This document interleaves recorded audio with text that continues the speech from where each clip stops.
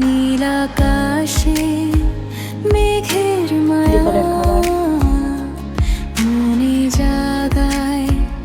Hello ভাই, আসসালামু আলাইকুম, welcome to my another new blog. এখন বাজে 7:15। আমি এডিট করতে ফার্স্ট এটা ডিম মানে ভাজা মরিচ আর পেঁয়াজ দিয়ে বানানো আর কি, ভর্তা করে দিছি পুরো।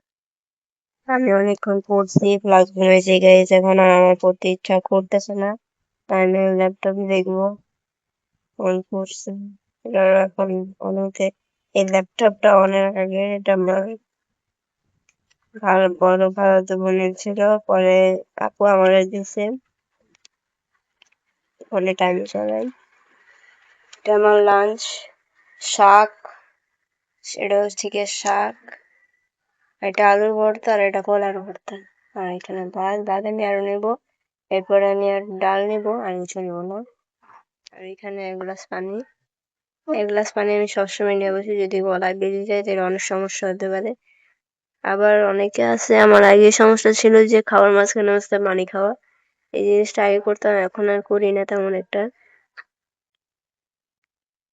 বাইরে বৃষ্টি পড়তেছে, খুবই হালকা বৃষ্টি। বাইরে কোনো গরম কমতেছে না, কিন্তু বৃষ্টি পড়তেছে। এখন বাসায় নাই ম্যাচ, আমি নানুর বাসায় যাইতেছি ম্যাচ আনতে।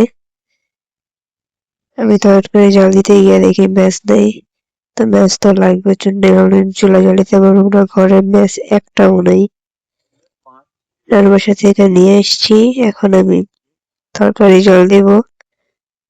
এই তরকারি জল দিতেছি, তরকারি জল দিয়ে আমি বানিয়ে নিব আমার জন্য একটা নুডলস, আমার বিকালের খাবার। বিকালের খাবার, সন্ধ্যা গেছে, সন্ধ্যার খাবার বানিয়ে নুডলস উইদাউট সুগার, কফি।